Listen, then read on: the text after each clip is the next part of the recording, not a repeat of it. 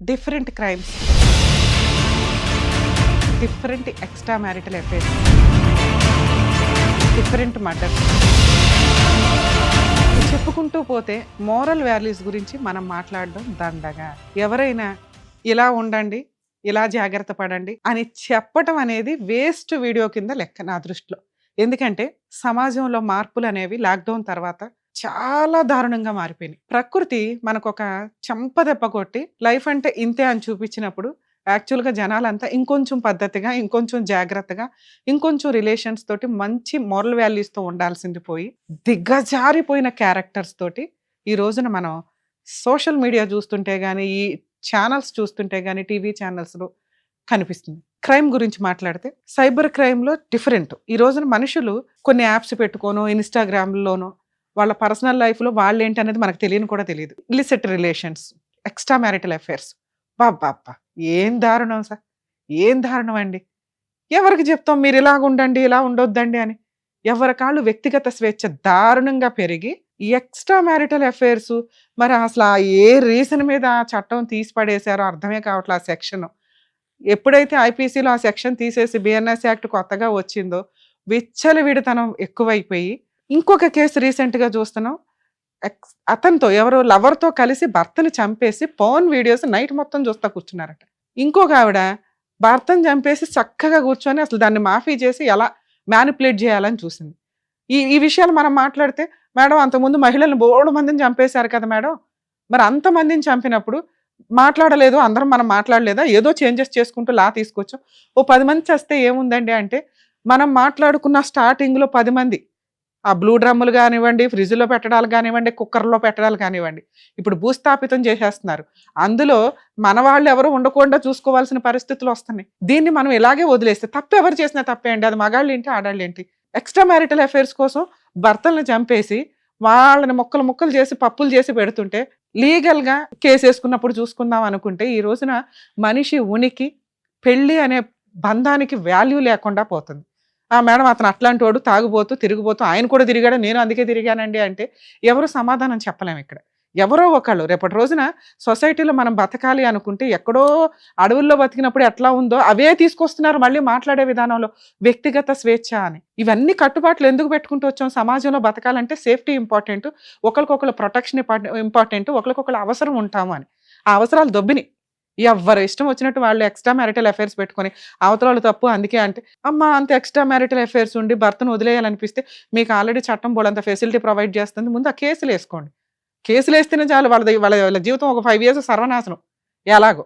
అది వదిలేసి ఎందుకు చంపేస్తున్నారు? వాళ్ళకి మీ మీద కేసులు వేసే రైట్స్ కూడా లేవు. ఎందుకు భర్తలతో కలిపి చంపి పడేస్తున్నారు వాళ్ళని? వాళ్ళ బతకనివ్వండి ఏదో ఒక మూల. ఇంత దారుణంగా, ఇంత క్రూయాలిటీగా మహిళలు ఎందుకు మారుతున్నారు? అదేంటి మేడం, జెంట్స్ మారొచ్చు, మహిళలు మారకూడదా? మహిళలకు ఆ రైట్స్ లేవా?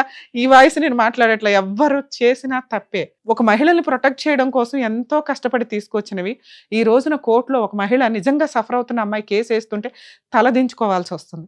ఎందుకంటే మిగతా 90% మహిళలు ఫాల్స్ కేసులు వేయటం వల్ల నిజంగా సఫర్ అవుతున్న అమ్మాయిని రక్షించలేకపోతున్నాం. పరిస్థితి ఎట్లా అయిపోయిందంటే 90% జెంట్స్ సఫర్ అవుతున్నారు, ఎక్కడో 10% క్రూయల్ జెంట్స్ మిగిలారు. ఇప్పటికి 10 to 20% వాళ్ళు ఏంటంటే మొండిగా అయిపోయారు.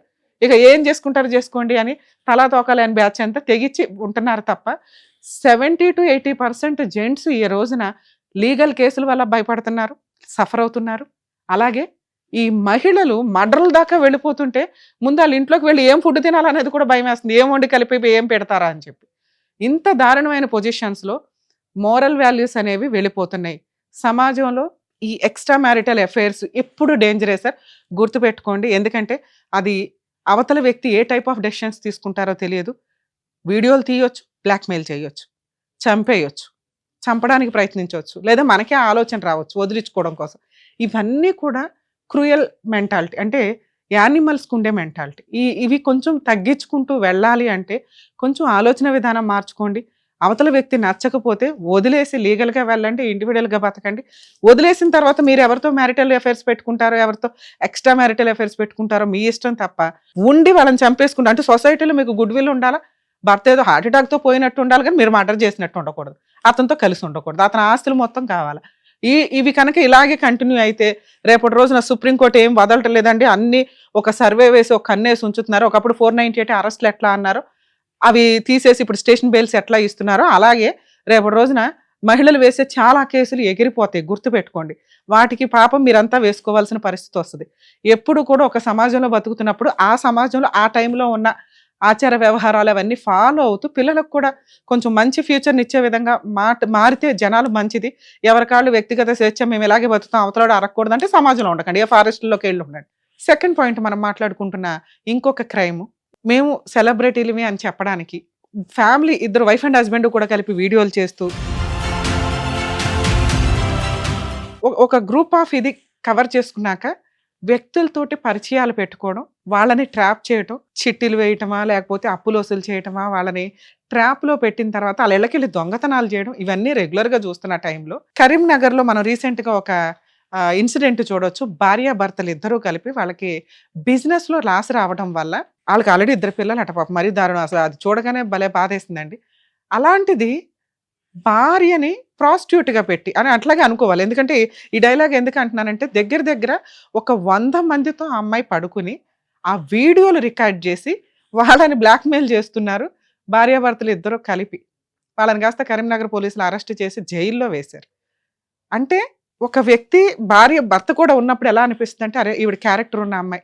ఈ అమ్మాయి మనకు ఈజీగా దొరుకుతుంటే రూ. 1000కో, 10,000కో దొరికేస్తుంటే ఈజీ అన్నట్లుగా అక్రమ సంబంధాలకి వెళ్తున్నప్పుడు సైబర్ క్రైమ్‌కి ఈ రోజున అద్దే లేకుండా ఉంది. ఇలా ఒక అమ్మాయి ఫ్రీగా దొరికినా, డబ్బులకి దొరికినా కూడా డేంజరే అని గుర్తుపెట్టుకోండి. ఈ రోజున ఆ మనిషే మనల్ని చూడట్లేదు. దానికి తగ్గ కెమెరాలు చూస్తున్నాయి. అవి చూసారంటే కొన్ని కోట్ల మంది చూస్తున్నట్టే లెక్క. ఏ రోజున ఎక్కడ ఏ కెమెరా ఎలా ఉంటదో, ఎవరు ఎట్లా రికార్డ్ చేస్తారో తెలీదు. ఈ రోజున 100 మంది సఫర్ అయ్యారు. అందులో ఎవరో ఒకళ్ళు ధైర్యంగా ముందుకొచ్చి కంప్లెయింట్ ఇచ్చారు గానీ 99% ఎవడు కంప్లెయింట్ ఇవ్వడు. ఎందుకంటే మహిళ కేసేస్తదేమో, ఆవిడ కేసేస్తే మళ్ళీ మనం కోర్టుల చుట్టూ తిరగాలి. మన ఇంట్లో వాళ్ళకి తెలిస్తే ఆల్రెడీ నేను ఇట్లా తప్పు పని చేశానని వదిలేస్తారు అనే భయంతోటి 90%, 99% ఎవరు కంప్లెయింట్లు ఇవ్వరు జెంట్స్. కానీ జెంట్స్‌ని కాపాడాల్సిన పొజిషన్ వస్తదా అనే క్వెషన్ మార్క్ వచ్చేసింది. ఈ ఈ రకమైన క్రైమ్‌ని కంట్రోల్ చేయాల్సిన బాధ్యత అంటే సర్వే రికార్డ్ ఇదైనప్పుడు ఖచ్చితంగా కోర్టులు, పోలీసులు సీరియస్ యాక్షనే తీసుకుంటాయి. క్రైమ్ చేసేవాళ్ళు ఒకటికి 10 సార్లు ఆలోచించండి చెయ్యకూడదు అని.